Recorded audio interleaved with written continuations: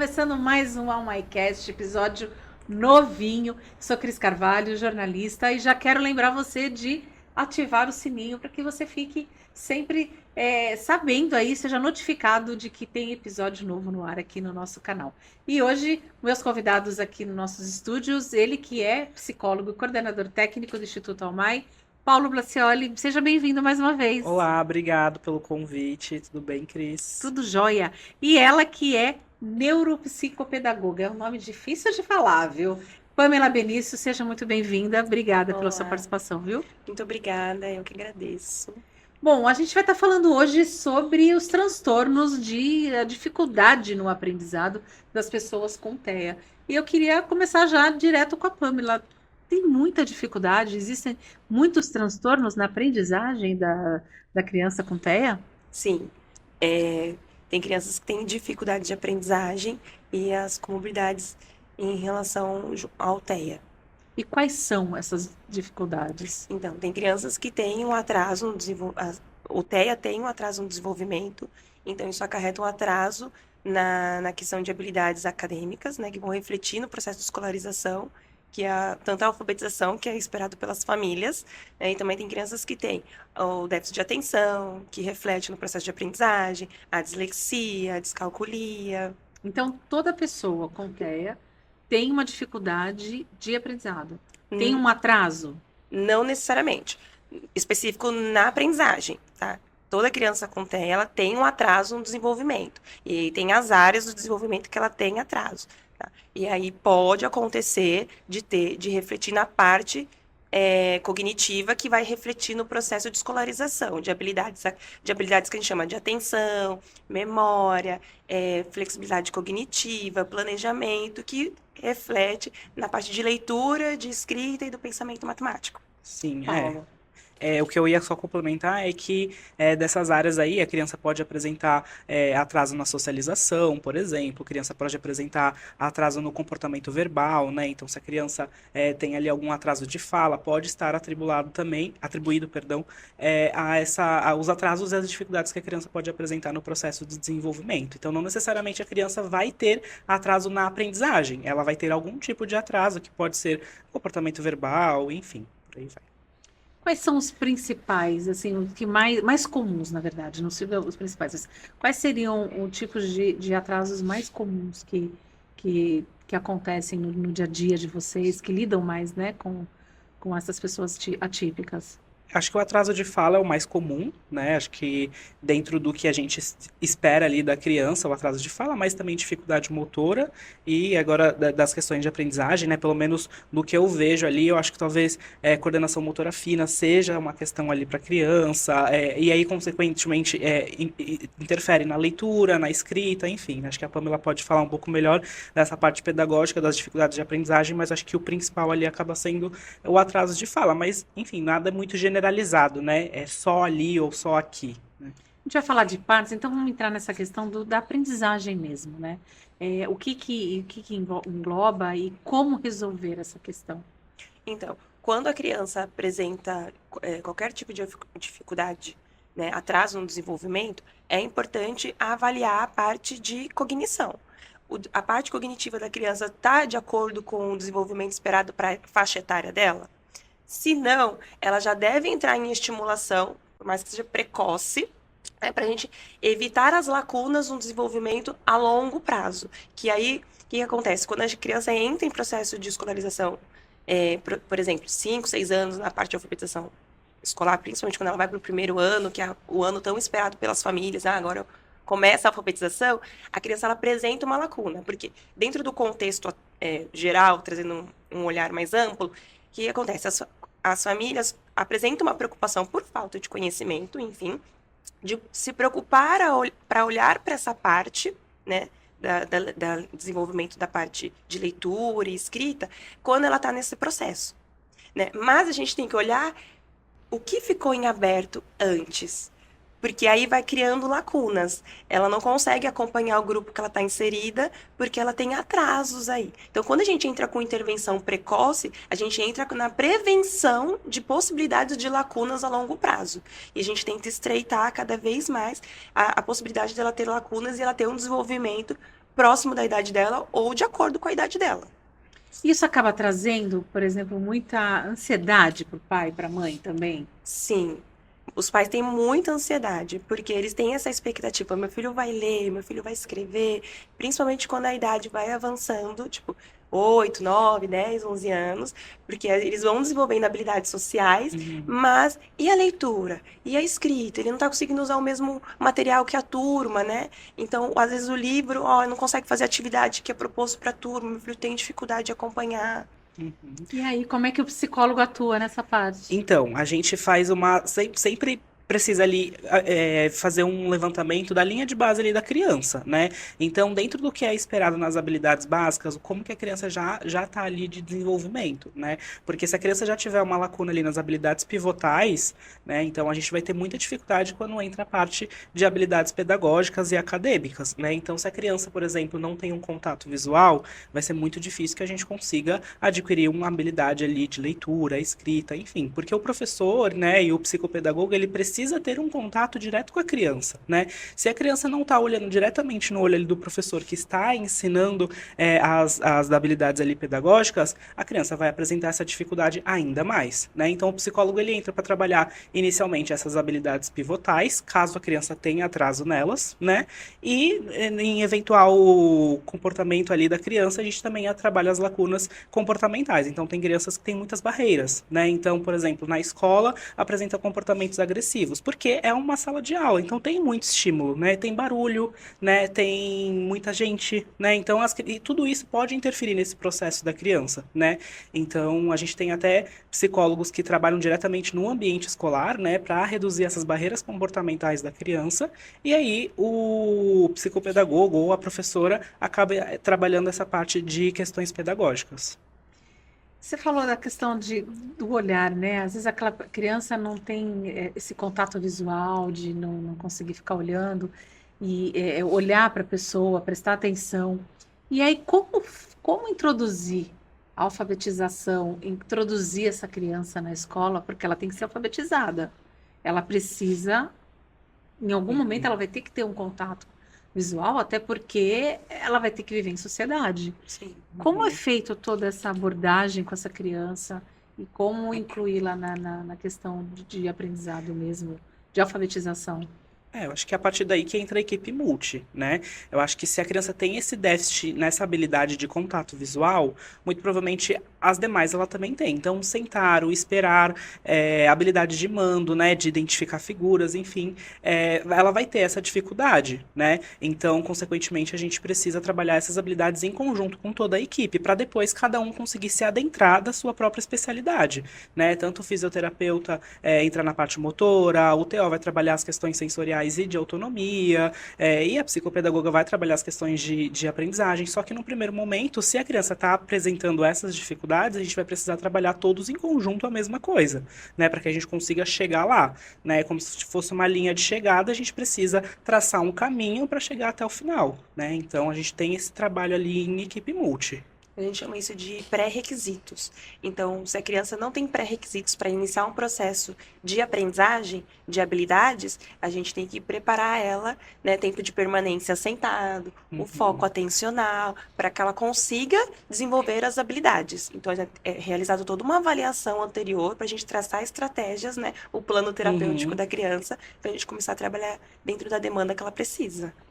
A questão da fala, ela interfere, claro, mas ela pode ser, por exemplo, às vezes ela tem uma dificuldade dela se comunicar mesmo, ou pode de repente ser algo que seja um gatilho e desenvolva esse tipo de problema nessa criança.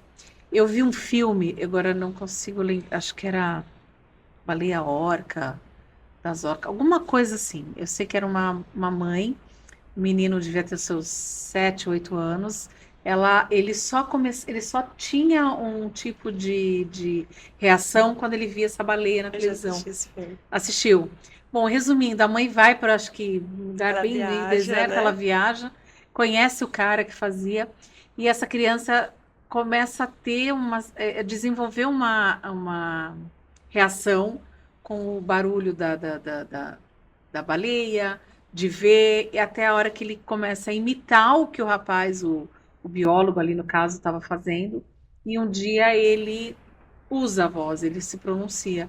E segundo a mãe no filme, ele tinha um trauma, desde que aconteceu um determinado episódio, deixou de falar, parou de falar. Existe diferença nisso de ser uma dificuldade ou de ser um gatilho, uma coisa pós-trauma?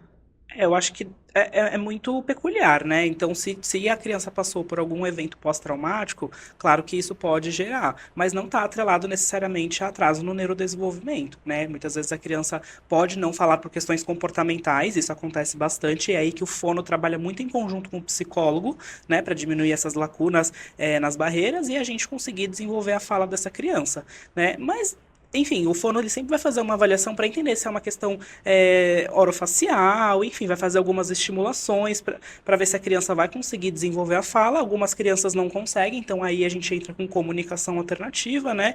Mas quando a gente fala de criança autista, ela tem atrasos, né? Então precisa ser estimulado de alguma forma. Por muitas vezes a estimulação já é o suficiente, né? Por outras a gente precisa entrar na comunicação alternativa. No filme, essa criança tem autismo. Ele Cheio tem de autismo. Então, o que que acontece? Eu não sei se você já pegou casos assim, mas eu já tive.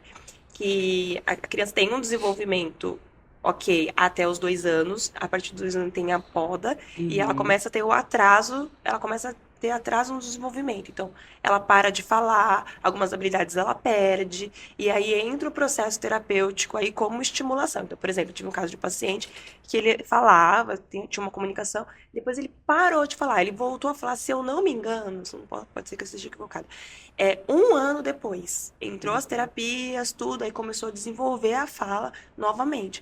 Mas, no caso do filme, a mãe pode ter associado a algum evento específico, mas pode ter sido uma questão de um retrocesso aí, Sim. né?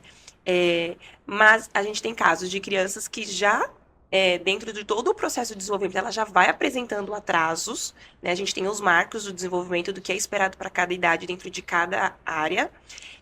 Tem crianças que têm a poda, que têm um retrocesso, né? E tem crianças que se desenvolvem bem, mas em áreas específicas ela tem alguns atrasos, não são todas. E o que em relação à fala, a parte de aprendizagem? A questão da criança não falar ou ter uma baixa comunicação não é um impeditivo para ela se alfabetizar, muito pelo contrário, né? Ela consegue sim desenvolver a leitura, a escrita, mas é um trabalho em conjunto com a fono, né, ou com o fono, para a gente trabalhar o plano terapêutico, elaborar um plano terapêutico dentro da necessidade da criança, voltado para que ela possa desenvolver isso. Então, se ela tem potencial de fala, o fono ou ele vai trabalhar isso por estimulação oral mesmo, ou vai usar PECs, que a gente chama da comunicação alternativa, vai pensar em estratégias para potencializar essa fala, para estimular. Em paralelo, a parte da psicopedagogia, a neuropsicopedagogia, vai trabalhando a estimulação dessa parte de leitura e de escrita. No caso dessa criança, quando ela precisa ir para a alfabetização, ir para a escola, e tem esse atraso, é importante o terapeuta ocupacional estar junto com essa criança, auxilia muito, porque é um trabalho em conjunto com vocês, né? São todos os Acaba sendo todos profissionais. os profissionais, mas é importante a presença desse terapeuta dentro do ambiente escolar para a criança? Depende. Depende muito ali, né? Se a criança está apresentando questões sensoriais, o terapeuta ocupacional ele consegue fazer essa intervenção direta, né? Porque muitas vezes a criança tem essa sensibilidade muito forte a barulhos na sala de aula, e aí o TO ele vai fazer uma avaliação se coloca um abafador para tentar reduzir os ruídos ali para a criança e a criança conseguir ter uma concentração maior, enfim. Mas o TO ele vai trabalhar essas questões sensoriais caso a criança apresente ali lacunas, né, dentro da avaliação que eles fazem. Todos os terapeutas desenvolvem um trabalho muito importante, né? Geralmente na escola a gente acaba direcionando ou um psicólogo ou um psicopedagogo, né? Porque geralmente as crianças apresentam mais que demandas comportamentais ou de aprendizagem, dificuldades de aprendizagem, né? Então esse geralmente é o foco. Agora o TO, tem muito TO sim que trabalha com a criança diretamente no ambiente escolar ou no ambiente natural da criança, seja em casa, seja num passeio, enfim, tem TOs que fazem esse tipo de trabalho, mas o trabalho da TO, na maioria das vezes, né, é muito clínico, né, porque elas têm uma ciência chamada integração sensorial, então elas precisam levar essas crianças para essas salas para conseguir reduzir alerta, enfim. Mas o trabalho em conjunto do TO, ele vai trabalhar na parte de orientação, por exemplo, do psicólogo para atuar dentro do consultório, da clínica, Uhum. orientando a escola também o que a escola pode usar de estratégias para beneficiar a criança dentro do ambiente escolar, né, para que ela possa ter melhor desempenho ali. Então, tudo é avaliado qual é a necessidade da criança. Então, a gente avalia a criança como um todo e vê quais as necessidades dela. Então, tem criança que vai ter a demanda maior de TO, a de fono, a de psicopedagogo, a de psicólogo, e a Uhum. gente monta um plano terapêutico. Então, nenhum plano terapêutico é igual de uma criança para outra criança, porque cada criança, Uhum. né, é única. Então, tem as suas necessidades. Então, a gente avalia para ver o que a gente pensa em quantidade de sessões, até em quantidade de sessões para cada área, para cada terapeuta. Caso de interpretação de texto, diz que, segundo algumas leituras que eu andei pesquisando, fala-se muito que a pessoa com TEA tem essa dificuldade maior na interpretação de textos. Sim. Isso é uma coisa que é verdade ou não? É mito? Falam muito, tanto faz? Porque em algumas pesquisas falam que é o que mais sobressai a interpretação de texto. Queria que você falasse um pouquinho a respeito. Sim, porque quando a gente fala de interpretação de texto, a gente tem 2 olhares aí. Aquela interpretação inicial, principalmente em séries iniciais, que a criança tem que tirar o recorte do texto para usar como resposta, ela acha a resposta no texto. E tem aquela interpretação que ela tem que entender o que o autor está dizendo. Por exemplo, qual é a moral da história, uma fábula, né? Qual é a ideia do autor. Mas em todo o processo de leitura, qual é a maior dificuldade? A questão da abstração. Então, enquanto a criança está lendo, ela tem que construir esse contexto na mente dela. E essa é a maior dificuldade, porque é abstrato. Então, se a criança, a gente tem que começar a ter um olhar de cada criança. Então, por exemplo, essa criança tem repertório de interpretar cada palavra. Então, por exemplo, o menino foi comprar uma água de coco. Ela tem noção do que é uma água de coco? Para ela buscar esse repertório na memória dela? Ou ela não tem vivência disso, ela não tem repertório, então ela não consegue interpretar por falta de repertório, falta de vivência. Ou, às vezes, a questão de atenção, ela consegue sustentar a atenção até o final do texto para ir colocando esses elementos na memória e construindo esse contexto para ela conseguir entender o que está dizendo. E no final ela fala assim: olha, o autor quer dizer isso, isso, isso. Então a gente usa de estratégias iniciais. Então, por exemplo, muitas imagens, sequência da história a gente chama de história fatiada, com imagens, onde a criança lê a história e ela vai construindo, pegando as imagens que se refere àquilo, porque ela tem um suporte visual, né, para ela ler, entender e pegar a imagem sobre, e ela vai construindo. Então ela tem esse suporte para interpretar. Conforme ela vai avançando nisso, aí a gente vai colocando textos mais difíceis para ela, que são os casos de entender o que o autor quer dizer, a moral da história, mas tudo é um processo de estimulação para que ela consiga chegar nesse nível. Paulo, E ela só falou. para completar rapidinho, isso que a Pamela acabou de dizer, o psicólogo ele acaba entrando na parte de aumentar o repertório da Eu ia criança, te né? perguntar isso agora, como que é feito esse repertório? Então a gente tem várias avaliações, né? E uma delas a gente avalia uma habilidade chamada tato, né? Então é a criança conseguir identificar figuras e nomeá-las, né? Então a partir dessa habilidade, da estimulação dessa habilidade, a gente vai conseguir aumentar o repertório dessa Então criança, vamos dela lá. A gente pega uma caneca e e uma eu ponho, eu caneta. com a mão eu sei que ela é uma caneca. Uhum. Isso. Esse seria a forma esse é o repertório que você vai passar para a criança. Não necessariamente. Eu posso colocar, por exemplo, uma caneca e uma caneta. Aí eu vou falar, Cris, qual que é a caneca? E aí você vai me sinalizar. Pode ser apontando para uma criança não verbal. A criança pode falar, tio, essa daqui, né? Então a gente vai aumentando o repertório da criança a partir da estimulação dessa habilidade, que também é muito trabalhada pela A psicopê gente também. começa com imagens, depois a gente vai para a parte de ações, dela ler Isso. ações, né, e aí a gente vai ampliando cada É, vez mais. a gente faz tato de diversas coisas, né? Então a criança precisa identificar ações, figuras, objetos, frases, enfim, a gente consegue fazer com que a criança vá aumentando o Em que repertório dela. momento a mãe percebe essa dificuldade, por exemplo, dessa aprendizagem? Ou assim, necessariamente todos vão ter um tipo de atraso, mas aonde, em que momento, em que fase da criança é que é mais perceptível esse atraso? Seja na parte de interpretação, ou seja na questão de repertório, aonde que você identifica isso? Então, E como? tem vários contextos aí. Então, eu vou fazer um antecedente. Então, assim, quando a criança, a gente tem famílias, então tem famílias que são super, engajadas em pesquisar, buscar informação, né, então elas estão a par de tudo que está acontecendo, quer saber da terapia, buscam conhecimento, falam: "Pô, mas isso aqui, quando que vai acontecer isso? Quando que ele vai começar a ler?". Nossa, e elas conseguem observar isso e saber o que que é esperado para cada ano, né, que a criança é inserida. Porém, tem famílias que não têm esse conhecimento. Então, ela fica, por exemplo, o meu filho, ela só vai perceber esse atraso, essa falta, quando a criança já está com idade avançada, porque ela não tem conhecimento do que é esperado na habilidade acadêmica dentro de cada ano, certo? E o que que isso traz para a sua pergunta? Então, assim, a maioria das famílias tem essa cobrança quando a criança tá com uma faixa de 6 a 9 anos, porque é o processo que ela já entra no fundamental 1, que é o primeiro ano, segundo ano, terceiro ano, que ela vai vendo que a criança vai passando de ano: "Opa, meu filho não tá aprendendo a ler, não tá aprendendo a escrever. O que que tá acontecendo?". Então o foco da família acaba sendo a leitura e a escrita. A parte de interpretação, ela é posterior. Entende? Então, às vezes, as famílias trazem algumas confusões. Então, por exemplo: "Pamela, quando que o meu filho vai escrever tal coisa?". Aí eu tenho que sentar, eu gosto muito de explicar às famílias, de psicoeducar as famílias, porque quando a gente ensina as famílias, orienta, a gente tem eles como colaborativos com a gente, sabe. Tem um trabalho em conjunto. E aí eles podem estimular em casa, e a gente no consultório, clínica, a família em casa e a escola. Então, quando a gente faz esse trabalho em conjunto, o desenvolvimento da criança, ele é muito melhor do que um trabalho isolado. Ela ela tem um avanço muito maior aí, de aprendizagem. Acho que não só da parte pedagógica, psicopedagógica, mas acho que em todas as áreas. Uhum.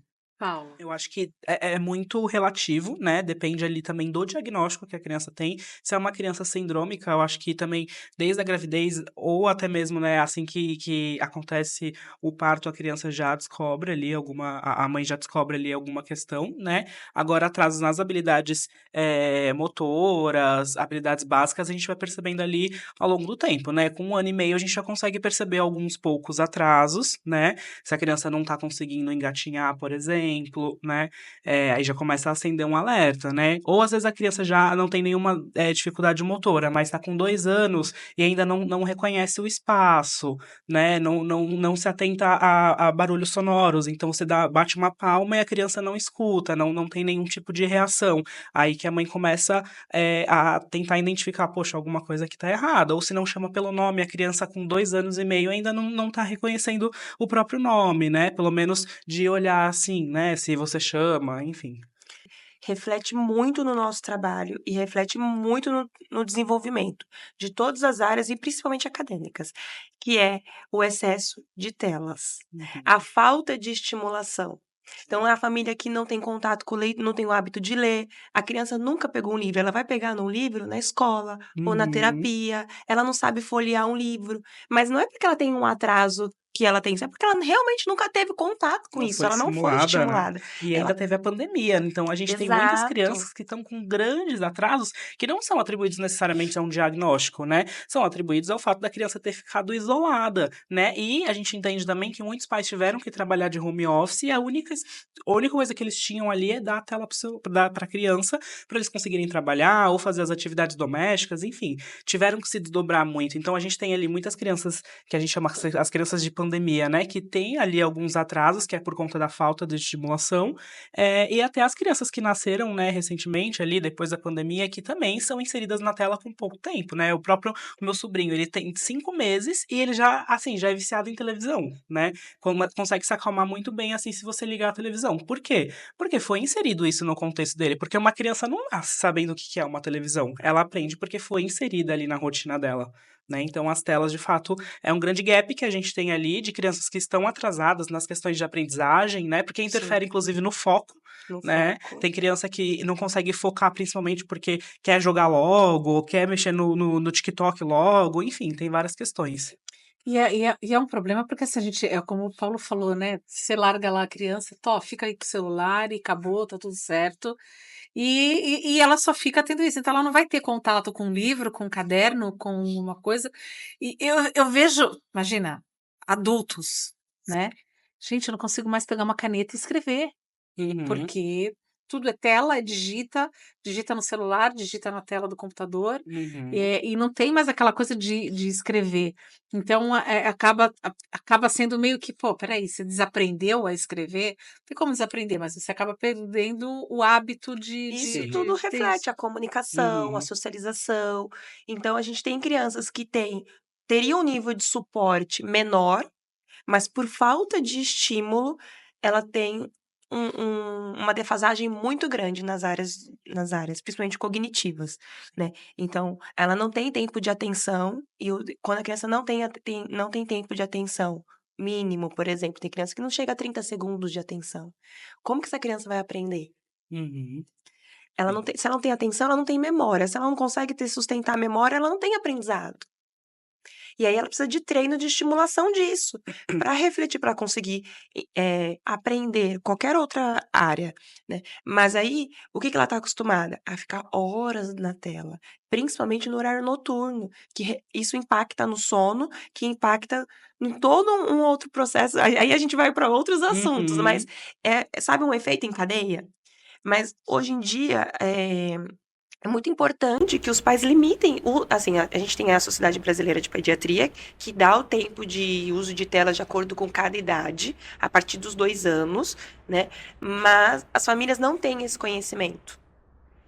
Às vezes por falta de buscar mesmo, porque a informação está aí para todo mundo, né, mas a criança fica muito tempo em telas, então quando ela acaba tendo um vício aí, e quando ela é inserida dentro de qualquer outro contexto de estimulação, ela tem desregulação de várias partes, principalmente comportamentais. E aí, para a uhum. gente inserir a parte acadêmica nela, né, a estimulação de outras habilidades, é mais difícil. Aí a gente tem mais tempo, aí isso é tempo que leva para ela poder desenvolver habilidades, e aí vai criando atrasos e atrasos. Sim, então o contexto que a criança está inserida é muito importante, né? Então a criança precisa ter uma rotina, né? A criança precisa ter uma higiene de Rotina é sono, então se importante. preparar para dormir, né? Porque o sono ele é muito importante para a vida de qualquer pessoa.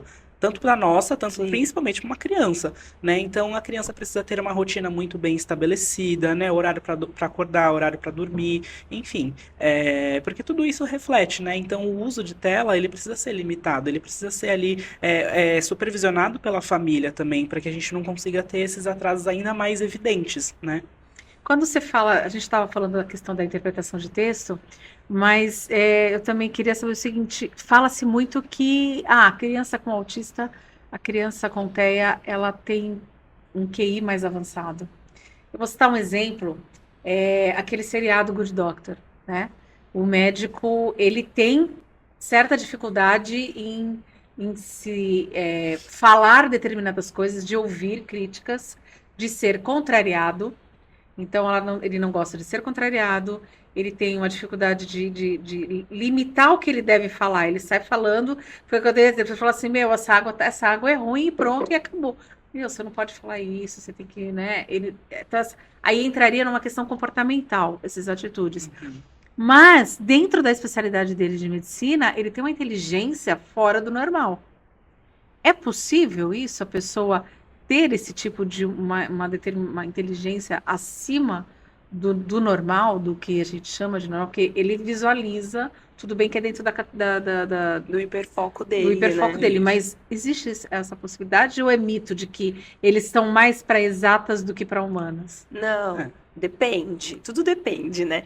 É, e no caso dele, ele vai para medicina, mas a gente tem pessoas para línguas, né? Tem pessoas que falam Uhum. 8 línguas, lê Sim. livros numa qualidade de conhecimento, de aquisição de informação daquele livro, que a gente às vezes leva uma Sim. semana para ler um livro, e ele em É. 2 horas lê, adquire conhecimento, fala com propriedade desse Sim. livro, então tem É. caso sim. Sim, a gente tem crianças no Almai que tem hiperfoco em idiomas, né? E consegue falar vários idiomas ali diferentes. Então, depende muito ali do hiperfoco, né? A gente sabe que crianças, enfim, pessoas autistas, elas são muito observadoras, né? Então, nesse caso, ele observa muito, ele vê e entende muito ali o ambiente, né? Mas quando tem ali um hiperfoco em um determinado determinado assunto, enfim, aí acaba sendo estimulado muito mais, né, com uma evidência muito maior ali, e acaba gerando ali essa expertise ali em determinado assunto. Então, se é uma criança que tem hiperfoco em números, muito provavelmente ela vai conseguir fazer contas muito rápido, né, e vai ser muito inteligente nas questões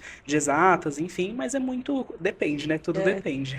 E na questão de aprendizado, por exemplo, de uma atividade, por exemplo, artística. Eu tenho uma falecida amiga que o filho dela gostava de patinar, desde criança. E a mãe, infelizmente, ela veio a falecer, mas a gente conversando, falou, meu, incentiva. Eu defendi a patinação, porque eu fui patinadora na minha infância, juventude, tudo. Então, eu sempre incentivei e falei, meu, acho que tem que incentivar mesmo, deixa. Mas essas habilidades artísticas, e de repente, às vezes, ele pode ter uma dificuldade na escola, mas para determinadas habilidades, não. Sim. Como perceber isso também? Como fazer para estimular? A criança, você diz, no caso, a criança que já tem essa habilidade, Ela, de estimular repente, mais ainda. estimular mais ainda. Porque fala assim, meu, estimula, deixa. Mas na escola ele não vai bem, mas de repente numa atividade esportiva, mas uma atividade artística, essa criança se dá bem, mas na escola não. Como conciliar isso? A estimulação na parte que falta, a criança tem que ter a estimulação na parte que falta, mas ela também pode ser estimulada na outra área.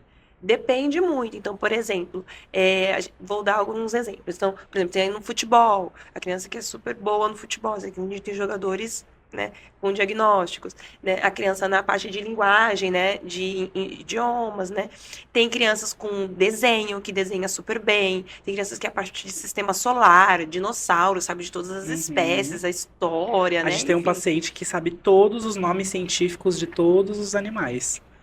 Então, tem a criança que busca isso por si só, ela mesma consegue fazer pesquisa e vai atrás desse assunto. Tem crianças que precisam de suporte, às vezes o pai inserir dentro de um esporte, né? Que é importante também ela ter esse contato, porque ela também vai tendo contato com pares da mesma idade, e ela vai desenvolvendo a parte social.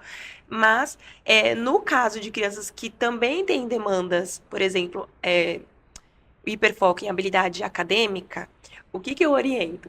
Então, a gente também tem que olhar, porque aí tem família que fala assim, Pamela, meu filho com 4 anos, ele já lê e ele já escreve.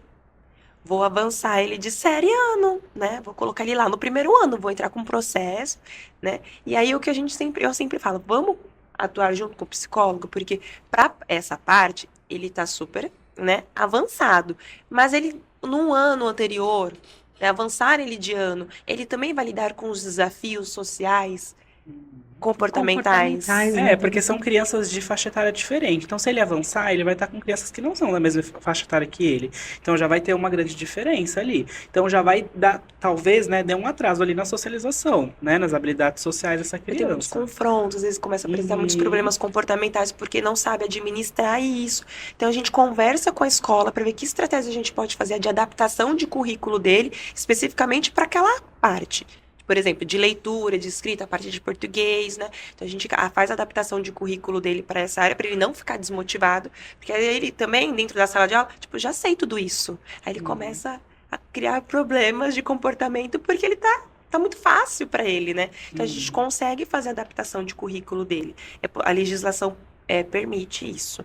Então, tem casos e casos aí da superestimulação. Sim, assim como a gente tem um plano terapêutico individual, na escola precisa ter um plano educacional individualizado, né? Então, se é uma criança que tem um diagnóstico, independente se ela tem altas habilidades ou até que esteja ali mais avançada que a turma ou está atrasada, precisa olhar para essa criança ali de forma individual, né? Então, o professor, ele desenvolve ali um plano também educacional para conseguir trabalhar dentro do que a criança tem ali de habilidades a serem exploradas, né, ou estimuladas, enfim, depende muito ali de qual que é a demanda que o paciente apresenta ali no ambiente escolar.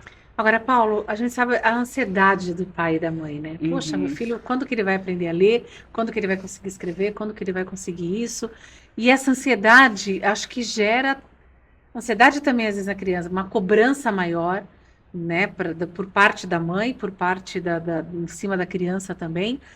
Mas, assim, existe alguma possibilidade de, não, meu filho nunca vai ser capaz de fazer isso por causa desse atraso, ou não, ele sempre vai ser capaz de fazer tudo que ele quiser?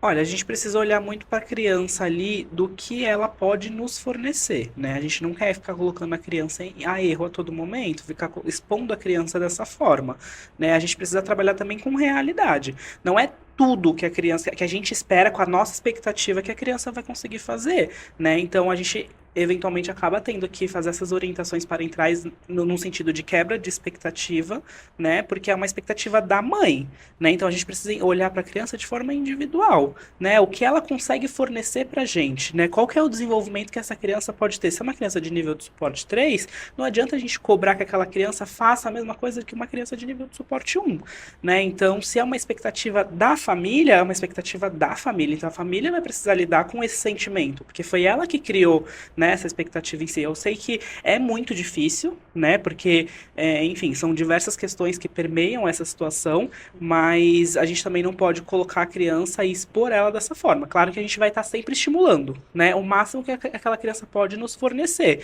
Só que nem sempre o máximo é o que, que colocam de expectativa nela, É, né? é assim, a gente não pode subestimar a criança que ela não vai conseguir. É que Sim. às vezes a família tem uma expectativa do momento. Daquele Uhum. momento, eu quero que o meu filho nesse momento desenvolva isso. E o que eu costumo dizer para as famílias, calma, vamos um passo de cada vez. Então, assim, a gente tem um caminho aí a percorrer. Então, por exemplo, se a criança não senta, eu vou colocar essa criança para andar de bicicleta? Uhum. Ela primeiro precisa sentar, andar, desenvolver equilíbrio. Aí tem a bicicleta hoje em dia de equilíbrio. Antigamente era a bicicleta Uhum. com rodinha, que tirava uma rodinha, para depois ela conseguir caminhar sozinha. Eu não posso pegar uma criança que ainda não senta e colocar ela em cima de uma bicicleta. Sim. Então eu sempre faço dou esse exemplo para a família. Então calma, então a gente vai criando, vai estimulando ela para a gente alcançar esse nível. Agora, quando isso vai acontecer e se vai acontecer, é a criança que vai respondendo para a gente nesse Sim. processo de estimulação que a gente vai fazendo com ela. Aí é uma segunda etapa, né? Por isso que a gente sempre olha o paciente dessa forma, de entender ali, claro, a gente jamais vai subestimar um paciente, porque a gente nunca sabe como que ele pode nos surpreender no desenvolvimento que ele apresenta, né? Tem crianças que tem um salto muito grande Sim. de 6 meses para cá, mas a gente também precisa entender ali o que a criança pode nos fornecer. A gente vai criando estratégias, a gente vai adaptando, né? Então, por exemplo, às vezes a mãe tem uma expectativa muito grande que a criança fale, né? Mas por muitas vezes a criança talvez não desenvolva fala. Então, qual que é a nossa estratégia? Vamos inserir, então, a comunicação alternativa. Uma criança que tem habilidade de pareamento, é uma criança que tem habilidade de contato visual. Então, se ela tem essas habilidades, esses pré-requisitos, vamos tentar, então, inserir uma comunicação talvez pelo tablet, uma comunicação talvez pela Apex, que é a agenda, né? Uma agenda de comunicação. Então, a criança vai se sinalizar o que ela quer pela agenda, né? Pelo tablet, enfim. Então, a gente vai criando estratégias, né? Por exemplo, o caso da bicicleta. A gente vai criando estratégias ali para a criança andar de bicicleta, né? Enfim, então a gente precisa entender ali e adaptar conforme a criança necessita. Então, a gente precisa trabalhar dentro do suporte ali da criança também. Certo? E outra coisa, né, tem que lembrar também que essa criança um dia ela vai crescer e ela precisa ser autossuficiente e estar Uhum, inserida na sociedade e tudo.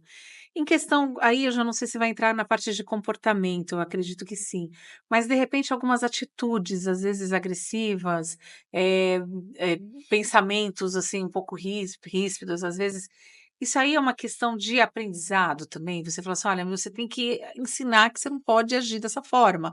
Se você for contrariado, você não pode ter uma atitude dessa, de agressividade, de uhum, bater e de". E aí, como que entra no caso, acho que seria mais com comportamento, mais com o sim. psicólogo, mas também a neuro, como que você explica isso?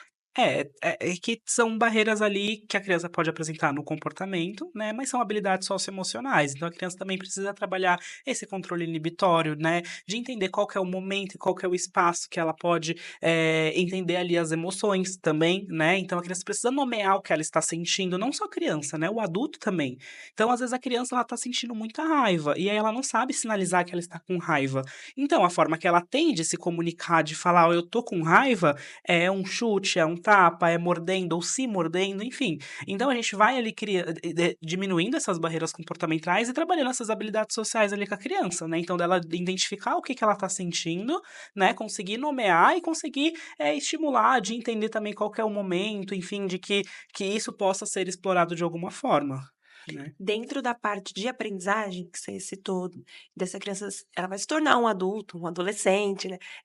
Como que vai ser ela dentro da sociedade? Então, a gente sempre pensa o que é importante priorizar no aprendizado dela para que ela possa ser funcional no dia a dia. Então, por exemplo, ela vai no mercado, ela consegue olhar o preço, saber quanto que ela tem na conta, consegue usar a calculadora, ler o rótulo para ver o que ela precisa. Qual é o objetivo de ensinar isso para essa criança, para ela ter uma função na sociedade?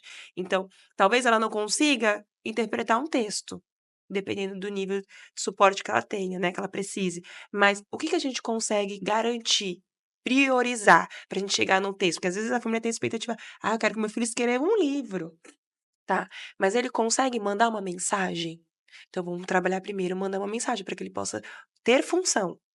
Ah, Sim. precisa pegar um ônibus, consegue ler um ônibus, ou chamar um Uber, ter função dessa questão da leitura e da escrita. Uhum. Você falou da questão da tela, né, as pessoas Sim, hoje todo mundo fica muito ali na tela, fica nisso. Eh, qual a idade, em que momento, no caso das crianças com TEA, deve ser estimulado o uso de celular, o uso de tablet? Existe uma idade, olha, a partir de tal idade ou não, em qualquer fase da infância, com 5 meses, que nem ele falou, uma criança com 5 meses já fica olhando para a tela, às vezes da televisão, alguma coisa, e isso tudo você falou que pode trazer, um certo atraso também, sim. mas em que momento é ideal? Então, a Sociedade Brasileira de Pediatria, a Organização Mundial da Saúde, o que eles colocam? Que a partir dos 2 anos a criança passe a ter acesso a telas. E eles estabelecem tempos, né? Tem o tempo mínimo, tipo 1 hora. E sempre colocam, por exemplo, tempo fragmentado. Então, de 1 a X anos, X tempo. Então, tem tipo uma tabela que eles colocam para isso. Então, por exemplo, uma criança de 6 meses, o ideal é que ela não tenha zero acesso a telas. Que é diferente, por exemplo, que as pessoas têm muitas dúvidas. "Vamos, mas nenhuma chamada de vídeo, né, para avó que mora, né, em outro lugar". Não, nesses casos, a gente tem a questão da exceção.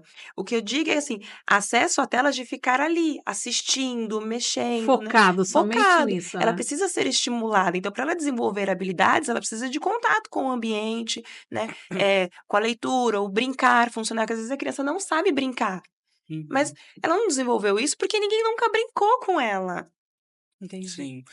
Como é que o tratamento ABA tem contribuído na questão de aprendizagem? Olha, a gente trabalha ali diretamente com tentativas sucessivas de uma mesma habilidade, né, então quando a gente fala de aba, a gente precisa trabalhar, de forma estruturada, né, e muitas vezes também de forma natural, mas a gente precisa trabalhar várias vezes aquela mesma habilidade para que a criança retenha aquela informação, né, então as psicopedagogas elas têm muitos, a gente chama de treino, né, então elas têm vários treinos da criança fazer 10 vezes, por exemplo, a mesma habilidade, né, fazer a mesma coisa ali que o modelo ali que a terapeuta está pedindo. Então, a partir daí, a gente vai conseguir traçar um gráfico de aprendizagem ali da criança dentro dessa habilidade que foi proposta no atendimento, naquela sessão, né? Então, o ABA ele consegue interferir principalmente nisso, mas também nas demandas comportamentais que são atreladas a diversas habilidades, né? Então, a gente vai trabalhar a redução de barreiras comportamentais, a gente vai trabalhar a inserção das crianças em diversos contextos, né? E tudo isso utilizando de contexto estruturado. Dentro da parte de aprendizagem, o ABA ele traz essa questão, a ciência ABA, né, da repetição, dos treinos. Por quê? Porque existe um estudo que fala sobre como que o cérebro aprende, né. Então, por exemplo, tudo que você tem acesso por meio de uma leitura, de uma aula que você assistiu, o nosso cérebro ele a gente tem uma memória limitada. Então, tudo que a gente não acessa com frequência, a gente vai perdendo essa informação, né, porque ele precisa de espaço para arquivar novos conhecimentos. Então, o que esse estudo fala da curva do esquecimento? Então, por exemplo, tudo que a gente tem de, por exemplo, de estudo, de uma leitura, eles preveem que a gente tenha acesso a isso, horas depois, 24 horas depois, 1 semana depois e 1 mês depois. Para quê? Porque conforme a gente acessa essa informação, a gente mostra para o nosso cérebro que aquela informação é importante e ele não pode descartar. Isso é para um cérebro típico. Agora a gente pensa para uma criança que tem uma dificuldade de aprendizagem, um déficit, o quanto ela precisa de acesso a essa informação, essa habilidade, né, para que ela possa aprender. Por isso que ela precisa de muitas repetições. E essas repetições, a gente não precisa fazer a mesma coisa assim. Por exemplo, Cris, o que que é isso? Me responde. Uma Uma caneca. caneca. Aí a repetição é: Cris, o que é isso? Uma Uma caneca. caneca. Então, quando a gente fala de repetição, não é exatamente ficar nesse movimento com a criança. Você vai ver o que que é uma caneca fazendo uma receita, né? A xícara. Ah, vamos pegar a xícara. Quanto de aqui a gente precisa colocar? Ah, de identificar numa figura, fazendo um jogo de identificação de imagens. Ah, de vamos fazer, contar quantas xícaras tem nessa mesa. Ela vai acessar a informação de xícara de diversas formas, que é a repetição. Paulo. Sim. Alguma? Não, é isso mesmo, concordo, né, a gente tem que trabalhar ali de forma que a gente consiga, adquirir essa habilidade, né, então eu sempre uso o exemplo de quando a gente aprende a dirigir. A gente não aprende a dirigir dirigindo um dia só, né, a gente tem que dirigir várias vezes, né, para conseguir aprender a dirigir e depois que a gente aprende a dirigir, a gente precisa aprimorar essa habilidade de dirigir. Então a gente faz muito isso, né, de aprimorar as habilidades que a criança já possui, né, e de desenvolver novas habilidades a partir de tentativas sucessivas da mesma habilidade, né, e também, né, de manutenção. Então, a criança já tem aquela habilidade, mas a cada 15 dias, ou pelo menos uma vez ao mês, a gente vai trabalhar essa habilidade, né, por exemplo, o contexto da xícara. Então, uma vez ao mês, pelo menos, a gente vai tentar fazer uma receita, ou a gente vai tentar fazer algum jogo ali que tenha, para a criança identificar qual que é a xícara, enfim, né, então são diversas habilidades que a gente coloca em manutenção, né, ou aprimoramento, ou desenvolvimento de novas habilidades. Pamela, então o tratamento ABA só veio para contribuir mesmo, na questão do aprendizado, em todo o tratamento das pessoas com TEA, né? Sim. Então a gente consegue, por meio, dessa ciência, a gente mensurar os avanços. Então tudo a gente faz anotações, né, a gente estabelece um gráfico, a gente consegue ver como que a criança estava, a gente traça metas e objetivos, os objetivos e metas, né, e aí a gente consegue dar retorno para a família dentro do que foi trabalhado, porque a gente consegue mensurar. Então toda sessão que a gente realiza com a criança, a gente faz anotações, então, de como que a criança foi, quais são os acertos, quais foram as dificuldades. E em contato com os profissionais da equipe, a gente vai trocando, ó, na minha sessão teve dificuldade de comportamento nisso, então a gente vai entender se foi uma questão isolada ou se é uma questão que o psicólogo vai trazer de orientação e a gente vai trocando, e essa equipe multi, né, tem uma junção aí para trabalhar em conjunto mesmo, para trabalhar para melhora desse paciente. E isso é muito importante, só para complementar, o registro de sessão. Então, se qualquer habilidade de qualquer profissional que for trabalhada ali em espaço clínico, a gente precisa ter registro disso, né? Então, qual foi a porcentagem de acerto, né? Sim. Como foi a resposta da criança naquele treino que você fez? Porque é a partir daí que você vai conseguir traçar um gráfico de aprendizagem. Por quê? Se a gente não tem registro, consequentemente, a gente não sabe se a criança adquiriu de fato na nossa sessão, né? E se a gente não tem registro, não é aba, né? Então a gente só consegue mensurar de fato a partir do momento que o terapeuta se dispõe de registrar aquele atendimento, O né? registro é extremamente importante, porque Sim. tem dias que a criança tá super bem, aí tem dias que Uhum, não. Aí ela tem essa oscilação. Aí uhum, se você não tem registro, vai achar assim: "Nossa, não tá caminhando". sim, Mas quando a gente tem o registro e a gente estabelece o gráfico, a gente consegue ver um avanço. E a gente consegue perceber que, por exemplo, teve um período que teve uma oscilação maior, mas a gente consegue entender o que que foi. Foi alguma questão pontual E de até descobrir o porquê que teve exato, essa daquela oscilação. semana aconteceu alguma coisa com a sim. criança, às vezes a família viaja, ou a criança tá Ou de férias de também, né? férias. Geralmente dezembro, janeiro ou junho, julho é os meses que as crianças respondem menos a gente. Por quê? Porque fica mais tempo em casa, porque vai pra praia, enfim, e aí acaba tendo esse desfoque ali na rotina, né? Não é generalizado, claro, né? Mas a gente consegue traçar que se a criança tá respondendo menos a gente em período de férias, significa que é porque a rotina dela não tá do jeito que ela está acostumada, né? A gente consegue olhar tudo. Então, por exemplo, tem casos de crianças que têm antes da minha sessão de psicopedagogia, neuropsicopedagogia, ela já passou na TO, na fono, a minha é a quarta, por exemplo. Então ela tem menos acertos, a gente consegue conversar em equipe. O que que a gente pode fazer de estratégia para que ela não chegue tão cansada? A gente organiza o plano terapêutico, muda o dia da sessão dela, a gente consegue combinar isso com a família, porque Sim. a gente consegue ter um olhar amplo aí do trabalho. Sim, às vezes a criança